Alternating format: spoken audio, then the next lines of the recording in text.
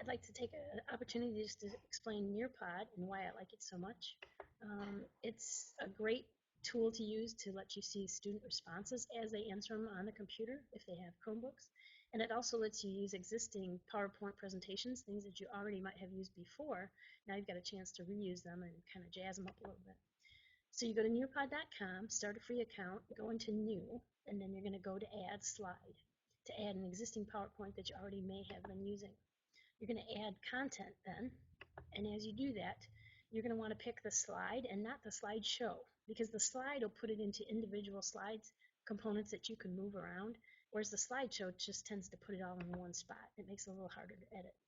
But then you go to the image, and as you do it under the image function, it lets you go in and browse your files.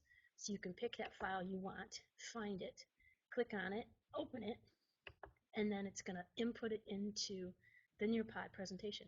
It takes a minute for it to circle around and load it, but it's pretty quick. So then your slides are in here. Every page of your presentation is one slide. But let's say you've got a question like this one where you want the kids to answer it during the presentation and you want to see what they answer. So we're going to go to add a slide again, but this time we're going to add an activity, and this is a poll question. And I find that the poll questions and the open-ended questions are the easiest ones to input into this. So it's going to look like this. You type in your question, you type in your answers, and then you save it. So here's what my poll question looks like. And I'm just going real basic question based on that slide that they were watching. So then it puts my slide in the presentation, and by moving them around, you just click on the highlighted one that you want to move and just drag it to wherever the spot you want it to go, just like in a PowerPoint. So I've got my slides where I want them to be. I got my poll question in there. So I want to preview it, look at it, see if I like it, and if it's ready to go, then I publish it. When you publish it, you get a PIN number, and this is what gets anyone who wants to be a part of this presentation into it. So I go to nearpod.com, have the kids log in there, and then they enter that PIN to join that particular lesson.